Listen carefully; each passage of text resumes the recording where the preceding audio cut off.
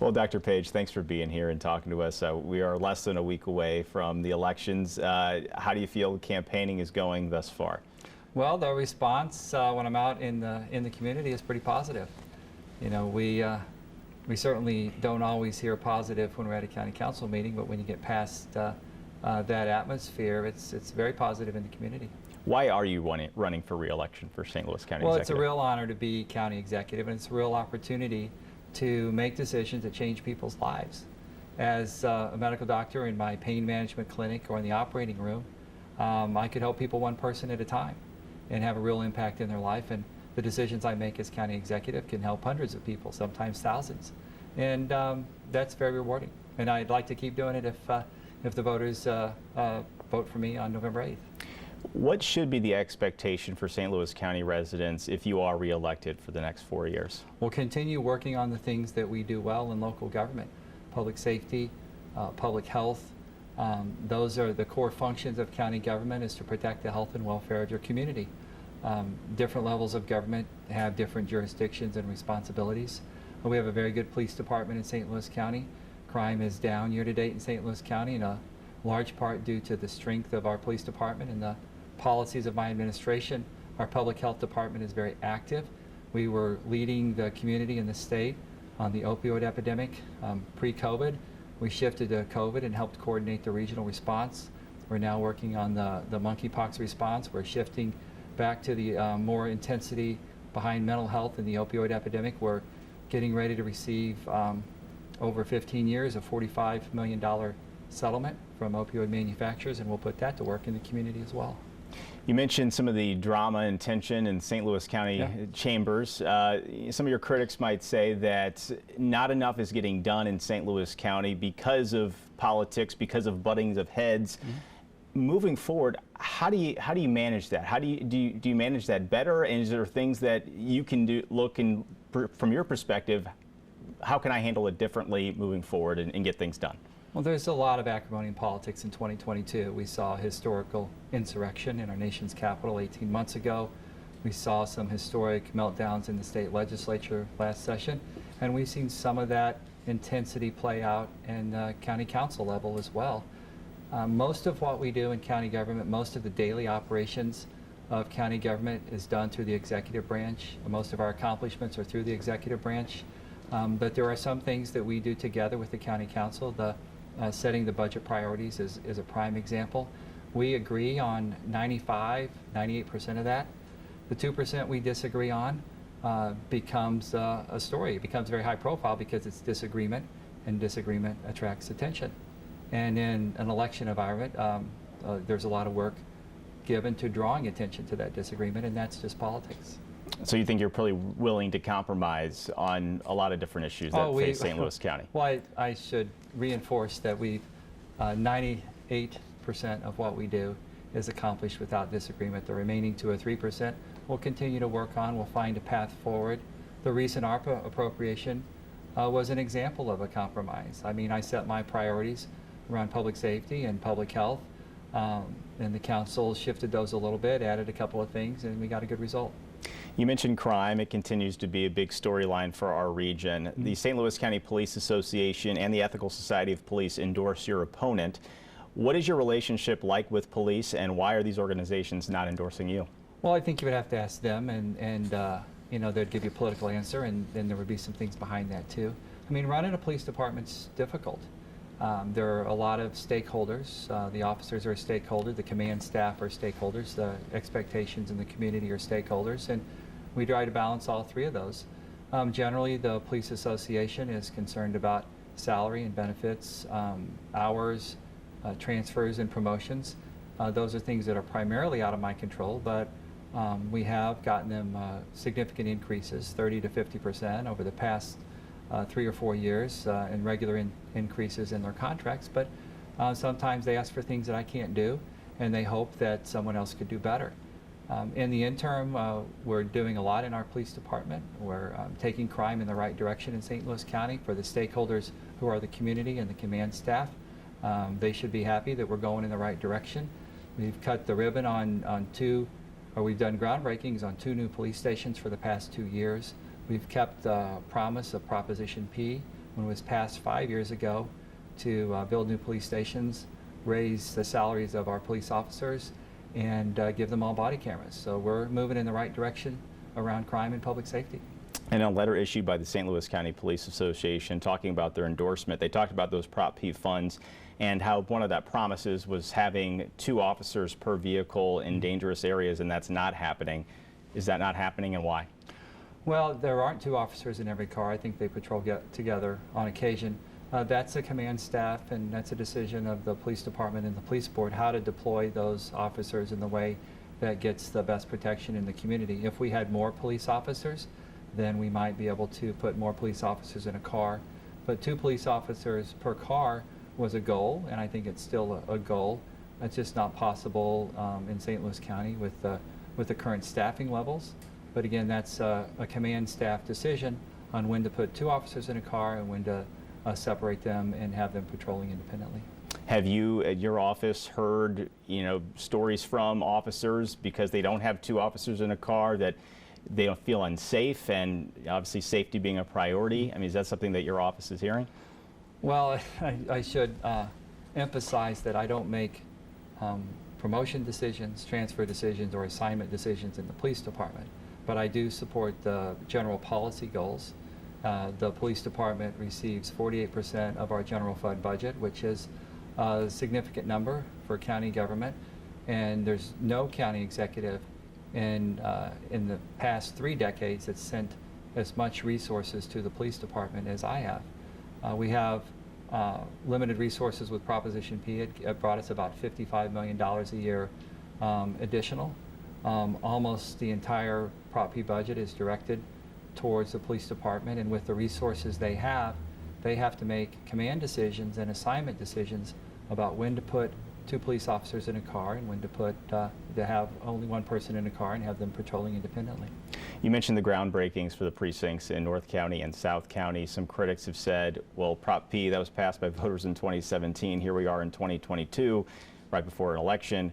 Why is this now just happening? Why are these groundbreakings now happening? Why did it take so long? I certainly have some dedicated opponents that will criticize things that we do, even if they're very good, like building police stations.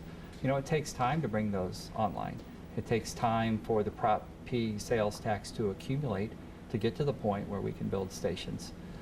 There's design components of that, and initially, the initial estimate for those 2 police stations was way under what it cost. I believe the initial estimate is that we would spend $15 million on 2 police stations, and these 2 have come in about $27 million for 2. We changed the design on some of those to make them better because the police department leadership thought that they needed some added features that weren't part of the original plan. We had some land acquisition problems that delayed us about a year in North St. Louis County, and then construction costs have increased. But in government, the timeline to build a building is always 2 or 3 years. And as this fund came on time, it's really not that unusual for it to be delayed a little bit. And when the police department leadership said they wanted to add some features to the building, I agreed to that. Going back to the Ethical Society of Police, one of the quotes that they said is that the county needs a drastic change and that transparency and accountability can't be treated as optional. What do you make of those comments? Well, when 2 years ago I asked Teneo, the premier police consulting agency, consulting group in the country, to come into St. Louis County and look at our police department, and they did, and that was a gift from our civic leaders who helped us pay for that. And they spent a year embedded in our police department, and they gave us some pretty significant recommendations that we've been implementing. One was to address the relationship between black and white police officers, which was playing out in the relationship between the Ethical Society of Police and the Fraternal Order Police, the Police Association. We believe we're in a better spot now. Our department's put a lot of energy into that. In addition, the Teneo had identified some capital projects that we needed. So I worked with the Majority Floor Leader of the House last year to get a state appropriation of $23 million to St. Louis County for some capital project upgrades, what Teneo had recommended, increase our Regional Intelligence Center and our ability to monitor crime, what is essentially our counterterrorism center, and to increase the bandwidth and technology there, and to also build an evidence control center, which Teneo had identified as being important. I asked the county council to match that with another $23 million, and they passed that last week. So we're getting ready to bring $43 million of capital projects into our police department, which is a really big deal. There will always be tension in the police department between the police association and the command staff. Most of that is around contracting and work hours. We do our best to address those concerns, and we'll continue to work with them, but promotion and assignment decisions aren't made by me, and I don't want to be in those decisions. You know, they mentioned the words transparency and accountability. Last year, or in the last year, your chief of staff was forced to resign amid an alleged sex tape scandal, and a former aide pleaded guilty in a federal wire fraud scheme there. Where was the breakdown, either within your administration or elsewhere, that allowed these things to happen? Well, we have 3,800 employees in county government, and when they disappoint us, when they let us down, they'll be disciplined. And when one was indicted and accused of a crime, he was fired immediately. When another one was explaining to me why the highway patrol was there to see him, he resigned in the same sentence. And when people let us down, when employees let us down, we'll deal with it appropriately. There was nothing not transparent about that. We disciplined those employees, and we've moved on. We do our best to provide support and professional development for employees. We got a lot of employees in county government, and I'm very proud of them. I was just at the transportation department yesterday with our highway department crew, and they're getting ready to run their routes and get ready to do their snow removal services this winter. Our police department does a good job. There are great relationships in the community. Occasionally we will have employees let us down, and we'll deal with it. When that happens and employees get in legal trouble or let you down, as you said, has there been things put in place moving forward to try to have checks and balances or different systems in place to be able to prevent some of these types of things from happening? Well, I don't know how you prevent somebody from recording themselves doing inappropriate things in an office. It happens, and you discipline them when you find out about it. It shouldn't happen. It should have never happened. It wasn't right, and we move quickly. You know, when we had an employee who was trying to steal ARPA funds, we had systems in place. We had checks in place that prevented that from happening. The procedures I set up around the ARPA funds, requiring a tight application process, requiring an accounting review on the front end, they stopped that employee from being successful in trying to steal ARPA funds. He was charged with trying to steal them, not for successfully stealing them. So we had procedures in place. But the bottom line is, when employees let us down, we're going to discipline them. Let's talk about the city and county merger. Obviously, the Better Together thing, that went out the window. But where do you stand on a city and county merger in the future? I think the best, well, first of all, I talk to the mayor of the city of St. Louis all the time, and we are always looking for ways that we can work together and work collaboratively on major problems in the community. The city-county merger, the Better Together plan, I wasn't for, but I do think that there is a pathway for St. Louis City to be a part of St. Louis County, to be another municipality in St. Louis County, and still preserve a lot of their autonomy and decision-making, but try and fine-tune some of those services that we could provide together that might be better value for our residents. In order for that to happen, that has to be a decision that's approved by the voters in the city of St. Louis and the voters in St. Louis County. It has to be with their consent, and that means we have to come up with a plan. It has to be good for the city of St. Louis. It has to be good for St. Louis County, and it needs to be on a long enough timeline that we can implement it thoughtfully. While we're talking about that, we're going to continue to look for ways to cooperate around economic development, job creation, attracting new businesses to St. Louis County. That's done through the St. Louis County Economic Development Partnership. That's a joint city-county operation, and they're working every day, and very successfully. We've brought thousands of jobs to St. Louis County in the past 2.5 years. We are cooperating around public safety in a way we never have before, and that was part of the process of the Teneo Group consulting in public safety. They looked at the city and they looked at the county, And they made some recommendations on how we could streamline some of our policies and procedures, and how we could have similar equipment, and we could work together more jointly on hotspot policing, which we have done with some success. We're working closely on public health. We did throughout the pandemic. In fact, St. Louis County and St. Louis City worked with all of the surrounding health departments on the pandemic response, on contact tracing, on sharing resources and guidelines and protocols. And we continue to work with the City of St. Louis on the opioid epidemic, on mental health, on substance abuse, on the response to monkeypox, on the continuing vaccinations and response around COVID, and we'll continue those relationships. Do you think it's the best interest for the St. Louis region for there to be a merger between St. Louis City and County? I think you have to be careful with merger, because that sounds like erasing boundaries and eliminating the structure and function of the City of St. Louis, and that was a Better Together plan. I do believe there's a pathway for the City of St. Louis to be a municipality within St. Louis County, and that has to be thought through, and it has to be clear about who's responsible for what. It has to be a long timeline. It has to be in the best interest of the voters of the City of St. Louis and the voters of the city of the county. Until we see the details of that plan, I don't think anybody can be for or against it, but I'm for the idea of better cooperation with the City of St. Louis, and I do believe there could be a path for the city to be inside of St. Louis County functioning as a municipality. As you know, our region has some unbelievable institutions, WashU, St. Louis University. What is being done on the county level to retain some of the top talent and these graduates from these programs at these universities so that they stay here in St. Louis? Well, for St. Louis to grow and for our businesses to grow, we have to attract talent. We have to win the KID campaign, and there's two of those. It's our kids have to want to stay in St. Louis when they finish their college or their training, and we have to have jobs for them. And our graduates from WashU and St. Louis University and Lindenwood and all of the top tier institutions, those kids have to want to stay here after they finish college. That means we have to be a community that makes them proud. It has to be safe. It has to be culturally acceptable to them. And you know, the younger folks coming out of college, they worry about different things than we do.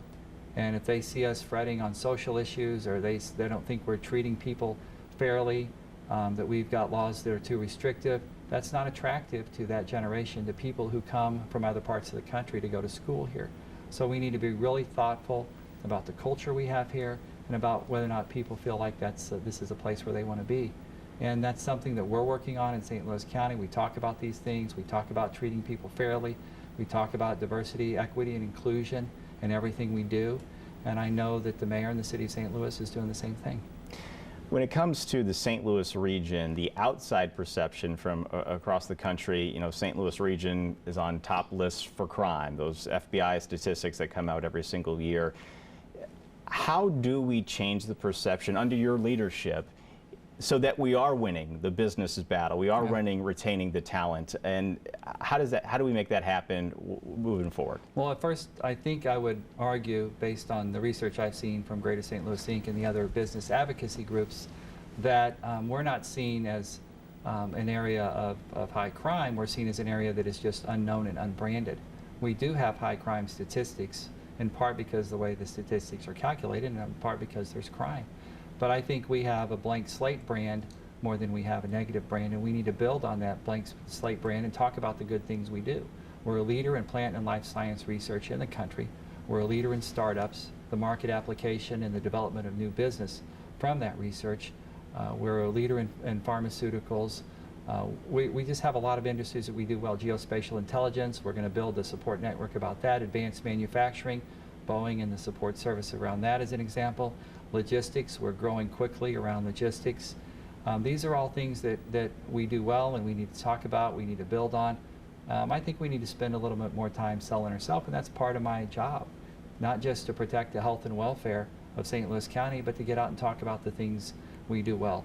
2022, 2021, that's, you know, it's been a difficult environment. There's been a lot of conflict on the national stage. We do our best in St. Louis County, in my administration, to try and step back from that whenever possible and talk about the good things we're doing. I'll end it with, how about you selling yourself to voters for November 8th? Well, I've had the opportunity to lead St. Louis County through 4 really historic events, and any one of those would have been a milestone in a county executive's administration. Rebuilding the county government after the previous county executive was indicted and went to federal prison, navigating conversation around civil rights and the death of George Floyd, managing, with the help of the pandemic task force and our health department, managing us through COVID. And then we're really talking about a real public health crisis around access to abortion services. And I think, you know, any of these are historic. But around those difficult decisions, you know, you're going to have people that fall out on both sides. You're going to have a lot of conversation, a lot of disagreement. But through all of that, I've done my best to get advice from people who are good at what they do, to follow that advice, to tell people what to expect, to tell people what we're doing. I have press conferences every week, sometimes a couple of times a week. And I think folks know what they'll get. They know I'll try and assimilate the information that's available. I'll try and listen to experts. And I'll try and guide us through some very difficult times, but also some very optimistic times. You know, we're going to have a lot of infrastructure money to put to work. We're going to get a lot of roads and bridges built. We're bringing a lot of jobs to St. Louis County. And I think there are some good times ahead. All right, I lied. I have one more question. The situation in North County at Jenna Elementary has gotten national headlines. What is the county doing to ensure that those families are supported and that that situation, as much as the county can, is taken care of? Well, we're in contact with the school, and I support the school board's decision to remove those kids from that environment when they learned of the contamination. The next step is to ask the federal government, the Department of Energy, and the Corps of Engineers to come in and confirm those findings, to understand what's really there, and to give us a plan to clean it up. You know, St. Louis region, the city, the county, St. Charles County, you know, we have decades of a legacy of radioactive waste. It's been transported around the county legally and illegally. It's been stored legally and illegally. It's been dropped along the way and lost along the way. And you know, it's a challenging situation for us. The county doesn't have the expertise or the authority to regulate radioactive waste, but we do work with the Corps of Engineers, the Department of Energy, the EPA, to make sure that they are giving us a plan, that we're communicating that plan to the community as much as possible, that we let people know what's going on, and we stay on our federal government, and we advocate to make sure that they are doing what they need to do to get it identified and clean it up. There are things that aren't necessarily in our control that we push for, even though it's not our direct authority, and radioactive waste is one of those. Responsible gun legislation, red flag laws, that's one of those things that we can't pass the law in the county, but we can sure have those hard conversations with people who can. The conversation around the Dobbs decision and access to abortion, those are important to people of St. Louis County, and it's our responsibility to be advocating for our residents, even though we don't necessarily have a direct authority over that. That's all I got. Dr. Page, appreciate it. All right, thank you. Thank you. Yep.